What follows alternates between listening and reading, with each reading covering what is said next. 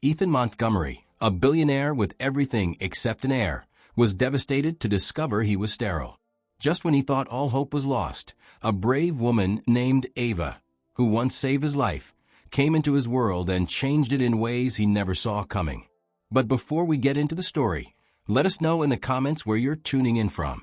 And if you're enjoying this story, don't forget to subscribe and support the channel so you won't miss future episodes. Sitting in his glass-walled office on the 47th floor of Montgomery Holdings, Ethan Montgomery was surrounded by silence. Below him, the Chicago skyline stretched out, a city he had conquered as one of its wealthiest tycoons. But today, the lights of the city, his power, and his wealth all seemed insignificant. At 45, Ethan had checked every box on his list, except one. At exactly 5 p.m., his phone rang. Dr. Walker, the fertility specialist, answered in a somber tone. "Mr. Montgomery, I have your results. I'm afraid it's definitive. You're sterile." The word hit Ethan like a punch to the gut. Sterile. His legacy, his purpose in life, gone. He couldn't accept it. He demanded the doctor run the tests again, even offering to pay anything for a solution. But Dr. Walker's voice was gentle as he said, "There are some things money can't change, Mr. Montgomery." Ethan's world spun. He needed to escape. He barely noticed the rain as he sped through downtown Chicago, his mind consumed with frustration. The car slid on a slick turn, headlights flashing, horns blaring, and then nothing. The first thing Ethan saw when he opened his eyes was a woman's face, steady and determined. Her name was Ava Bennett. She had been driving home from her job as a high school teacher on Chicago's South Side when she saw the crash. Without hesitation, she raced to his car, risking her life to pull him out just before the wreckage caught fire. In the hospital, Ethan couldn't shake the image of her face. He had to thank her, so he called his assistant, Olivia, to track her down. Ethan learned that Ava wasn't just a teacher. She was deeply involved in community work, mentoring at-risk youth, and volunteering at shelters. His curiosity turned into admiration, and he arranged to meet her as soon as he was well enough to leave the hospital. When they finally met, Ava was calm and reserved, yet kind. Ethan found himself drawn to her authenticity and strength, qualities so rare in his world of wealth and privilege. As weeks passed since the accident, Ethan couldn't shake the thought of Ava Bennett, the woman who had risked her own life to save his. He admired her bravery and her quiet resolve, qualities that felt miles apart from the world he was used to. Eventually, his curiosity got the best of him, and he invited her to dinner. They met at a modest bistro on the South Side, a place Ava had chosen. The atmosphere was laid back and welcoming, nothing like the upscale restaurants Ethan was accustomed to. As he entered, he felt oddly out of place in his usual tailored suit, while Ava appeared effortlessly composed in a simple navy dress and a warm smile. "Thanks for agreeing to meet," Ethan said, trying to steady the slight nervousness in his voice. It wasn't often he felt out of his element, but tonight was different. Ava smiled gently. "Honestly, I wasn't sure you'd actually call. I figured you might forget about the stranger who pulled you from a car wreck," she added. Ethan shook his head, genuinely surprised. "Not a chance. I owe you my life, Ava. I just want to get to know the woman who saved me." As they ordered their meals, the conversation flowed naturally. Ethan found himself captivated by Ava's stories of life in the city. She spoke with passion and commitment about her job as a high school teacher, describing the struggles and triumphs of her students, many of whom came from tough backgrounds. She shared how she volunteered at shelters, ran tutoring programs, and worked tirelessly to give her students hope for a brighter future. It was a dedication Ethan rarely encountered in his own world, where success was often measured by status and wealth. Ava's eyes softened, and she hesitated before taking a steadying breath. "Actually, there's something I've been meaning to share," she said, folding her hands on the table. I'm pregnant, with twins." Ethan's face showed genuine surprise, but he quickly masked it, leaning in with interest rather than judgment. "Twins? Wow," he managed, feeling his heart race. The news was unexpected, but something in him shifted, an instinctual urge to protect. Ava noticed his calm reaction and continued. I only found out a few weeks ago. It's been a lot to process on my own. She paused, her voice trembling slightly. I know it sounds strange, but I wasn't expecting any of this. Ethan nodded, understanding more than she realized. I can't imagine how overwhelming this must be, he said, his voice warm. But you don't have to go through this alone. Ava gave him a small smile, but dropped her gaze to her hands, nervously fiddling with the edge of her napkin. I appreciate that, Ethan, but I don't want you to feel obligated. I don't want to be a project, she added, her words stinging, though Ethan understood where they were coming from. Ava had grown used to managing life alone, and the thought of relying on someone like him, a wealthy businessman from a completely different world, likely felt uncomfortable. You're not a project, he replied, leaning forward earnestly. If anything, you're probably the most genuine person I've met in a long time. They finished their dinner with laughter and stories, an effortless connection forming between them. Ethan was fascinated by Ava's resilience and honesty, traits he hadn't found in the business partners or acquaintances who populated his life. By the time they said goodbye, he felt more alive than he had in years. In the days that followed, Ava was always on his mind. He thought about her laugh, her stories, her strength in the face of everything she was dealing with. Ethan felt a strong desire to protect her, not just from the practical challenges of pregnancy, but from the judgment and isolation he could sense she was enduring. Determined to stay close, Ethan began visiting her regularly, finding small ways to show his support without overwhelming her. He brought thoughtful gifts, prenatal vitamins, comfy pillows, even a book on parenting twins, all presented casually, so as not to make her feel uncomfortable. Ava would laugh, accepting his gifts with playful eye rolls, though Ethan could see the gratitude in her eyes. They met in different parts of the city, small cafes and parks where Ava felt at ease. As time passed, she started opening up more, sharing her worries, her hopes, and even the doubts she had about raising 2 kids on her own. In return, Ethan talked about his own challenges and how disappointing it was to see his plans for life fall apart. With Ava, he didn't feel the need to wear the professional mask he'd kept on as CEO. It was a relief to let that go. One evening, after a long walk in the park, they sat together on a bench as the sun sank behind the skyline. Ava turned to him, her face showing a blend of gratitude and hesitation. Ethan, I need to ask you something. Why are you doing all of this? You barely know me. Ethan met her gaze, his expression softer than usual. Maybe I don't know everything about you, Ava, but I do know that you're someone special. And I think I'm meant to be here, not out of some sense of duty, but because I actually want to be. Ava studied his face, sensing the honesty in his words.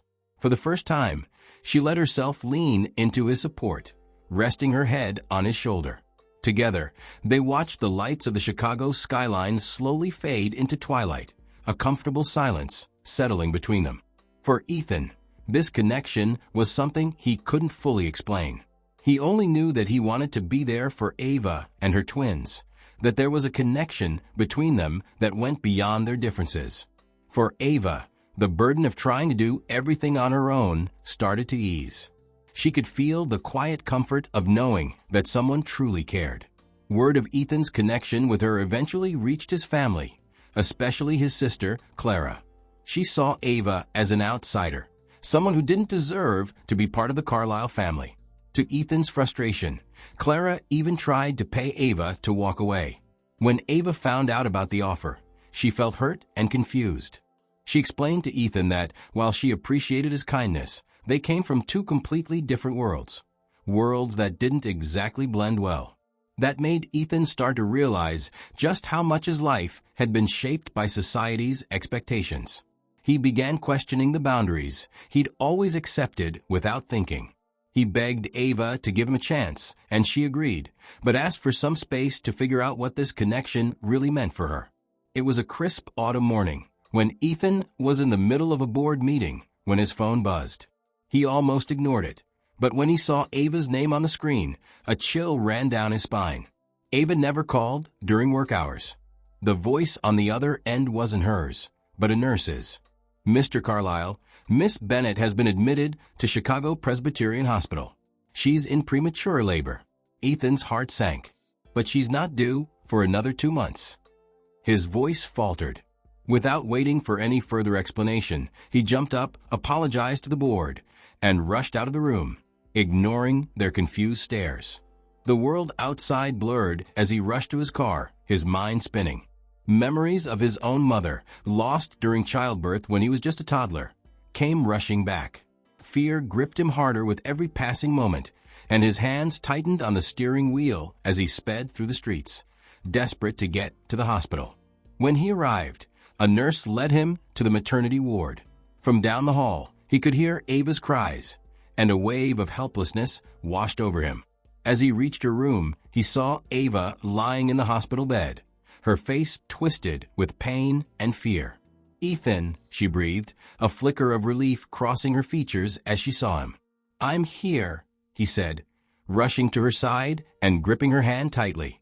"You're not alone," he reassured her, staying right by her side. The hours that followed felt like a grueling, never-ending wait. The medical staff moved quickly, keeping a close eye on Ava and the twins. Every beep of the machines, every whispered conversation between the nurses, only added to Ethan's growing anxiety. All he could do was hold Ava's hand, whispering soothing words as she fought through each contraction. Finally, after what felt like forever, a nurse stepped into the room, motioning for Ethan to step out as the medical team prepared for an emergency C-section. "Please," Ethan pleaded, "let me stay with her." "Mr. Carlisle, we need to focus," the nurse replied kindly but firmly. "We'll bring you in once they're here. I promise." She guided him to the waiting room, where he paced back and forth, glancing at the clock every few seconds. Finally, a nurse emerged, her face calm but exhausted. "Mr. Carlisle, they're here," she said. "You have 2 daughters." Ethan's chest tightened at the words. He nodded and followed her to the neonatal ICU, his heart racing. As he entered, he was struck by the sight. 2 tiny incubators, each with a fragile pink bundle inside. Wires and tubes surrounded the babies, and the steady beeping of monitors filled the room, tracking every breath and heartbeat. The nurse led him to the first incubator. "This is Ella," she said gently. Ethan stared at her, his eyes welling up with tears as he looked at the tiny face of his daughter. She was so small, her fingers no bigger than the tip of his own, her chest rising and falling with shallow, fragile breaths. The nurse moved to the second incubator. "And this is Isla." Ethan moved to the second incubator, unable to tear his gaze away. Isla was a little bigger than Ella, but still looked impossibly delicate. She, too, had tubes around her, and her skin had the faintest, most delicate shade of pink. "They'll be in the ICU for a while," the nurse explained. "But they're fighters. We'll do everything we can to help them grow stronger." Ethan pressed his hand against the glass, his heart swelling with a protectiveness he didn't even know he was capable of. "Hi, Ella." "Hi, Isla," he whispered, his voice thick with emotion. "Daddy's here." In the days that followed, Ethan became a constant presence in the NICU, never straying far from the twins. He took a leave of absence from work, shocking everyone, including his assistant, who had never seen him take a break. But to Ethan, nothing else mattered. His world had shrunk down to that sterile, quiet room where his daughters fought for their lives every day. Ava, recovering from surgery, visited whenever she could, though the toll of the early labor and the premature birth of the twins had taken a lot out of her. Whenever she was there, Ethan was by her side, holding her hand, offering support. They would sit together in silence, watching the babies through the glass, both of them united in their shared love, worry, and hope.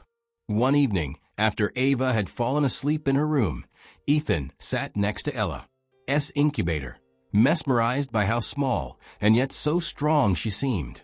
He spoke to her softly, telling her stories from his childhood, his dreams, and his fears, things he'd never shared with anyone else. He found himself opening up to her in ways he never had before.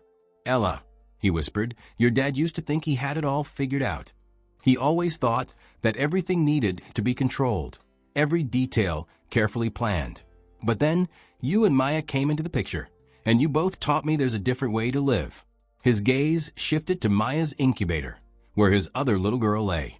"You two are already showing me more than I could ever teach you." Days started to blend into each other, and Ethan found a new rhythm in life. He quickly learned to interpret the baby's monitors, picking up on the subtle signs of progress, and celebrating even the smallest milestones. The first time they opened their eyes, the first time they grasped his finger with their impossibly tiny hands. The nurses had grown used to seeing Ethan by their side, quietly reading to the twins from classic children's books, humming lullabies he barely remembered from his own childhood. He'd never thought of himself as someone who would sing, especially not in front of others. But in this peaceful room with his daughters, it felt right. One afternoon, a nurse noticed Ethan sitting next to Maya, reading softly from The Little Prince. He hadn't even realized she was there until she gently placed a hand on his shoulder. "They seem to like your voice, Mr. Montgomery," she said with a smile. He looked up, surprised. "Do you think they know I'm here?" "Oh, they know," she replied, her eyes softening as she glanced at the twins. Babies can sense love, even from the start. Ethan's heart swelled at her words. For so long, he had thought his legacy would be measured in wealth, in the empire he'd built. But now, as he looked at Ella and Maya sleeping peacefully, he realized his true legacy was right here, in these tiny lives. With each breath they took, with every tiny movement, his love and sense of responsibility deepened. He wanted to give them everything, to be there for every step, every smile, every tear. One evening, after Ava had left for her room, Ethan stayed behind, lost in thought. His hand rested against the glass of the incubators as he watched his daughter sleep. A promise formed deep in his chest, one he hadn't expected to make. "I'll be here for you, Ella. Maya, no matter what. I'll be with you every step of the way." In that quiet room, surrounded by the soft beeping of monitors and the dim glow of the lights, Ethan Montgomery, the powerful CEO who once defined his life by success and control, became a father. Fully, completely, and utterly devoted to the two little lives that had reshaped his entire world. Back at home, Ethan thought about what legacy really meant. These twins weren't his by blood, but the love he felt for them was more real than any bond he had known before. Public perception began to shift as people saw his transformation, from a dominant CEO to a committed father. Photos of him holding the twins in the park went viral, and his image changed overnight. But Ethan didn't care about the media frenzy. For the first time in his life, he felt truly content. He knew the next step was to adopt Ella and Maya. He turned to Ava, saying, "They're already mine in every way that counts. I want to make it official," he added. Ava, touched by his sincerity, agreed, recognizing the depth of his commitment. As the twins' first birthday approached, Ethan and Ava marveled at how quickly time had passed. The road from the NICU to this moment had been filled with sleepless nights, endless diaper changes, and countless small moments that had silently shaped their family. They had built something neither had ever imagined. Now, with the twins about to turn 1, Ethan felt ready to take their commitment to the next level.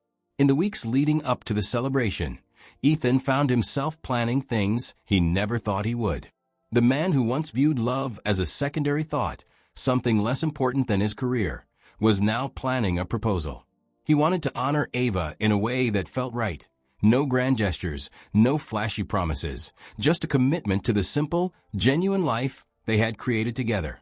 Ava had picked out the venue for the twins' birthday party, a charming community center tucked into their neighborhood, surrounded by gardens and shaded by ancient oak trees.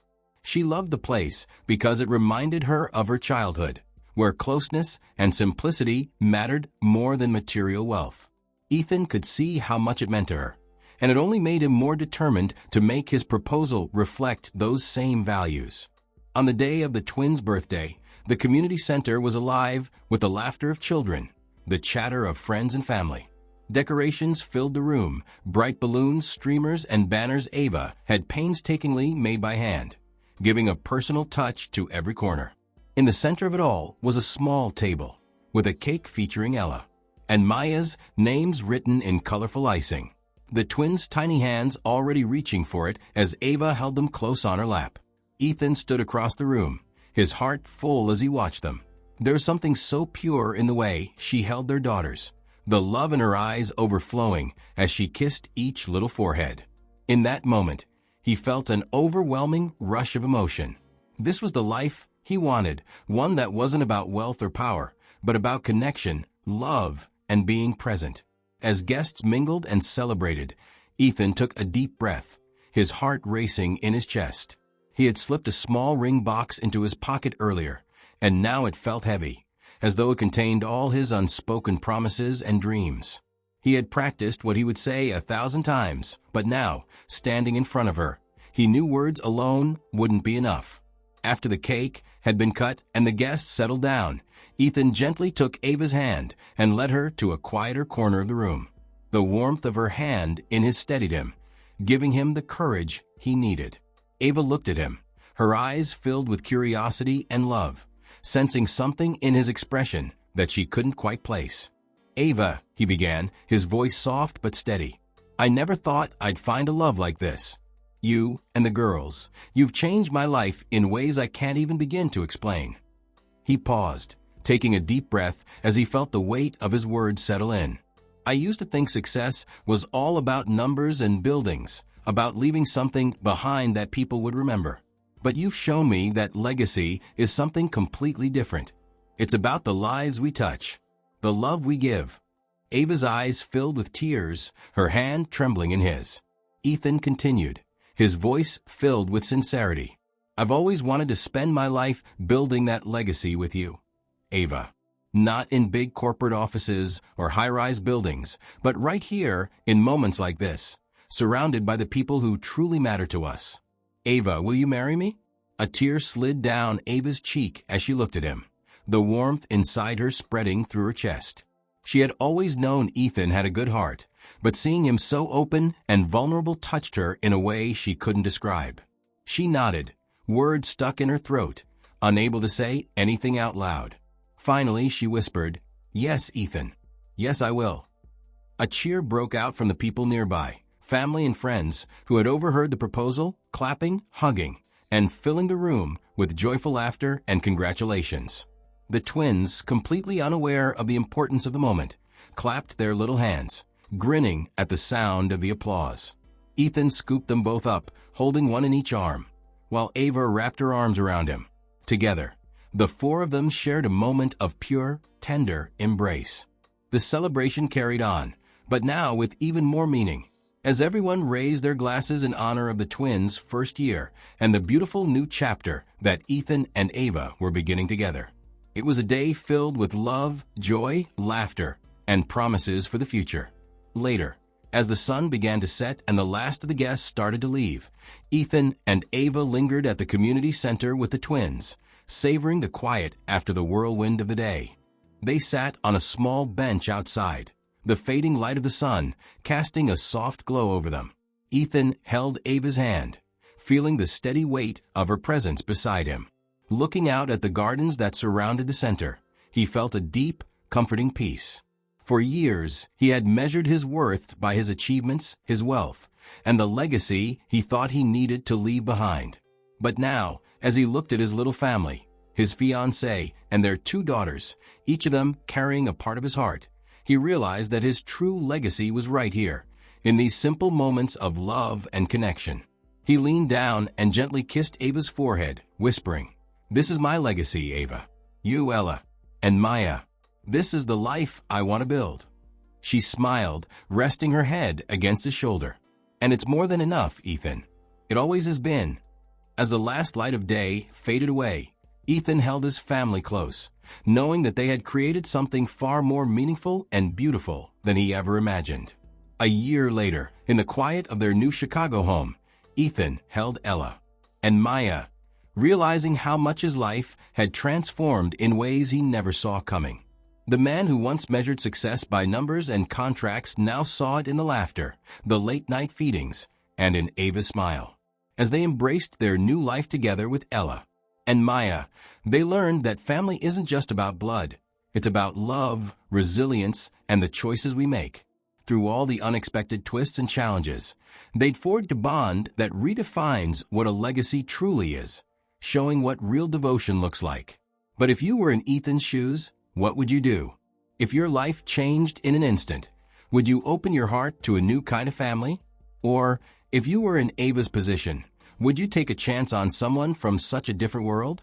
Let us know what you think in the comments below. We'd love to hear how you'd navigate a story as surprising as this one.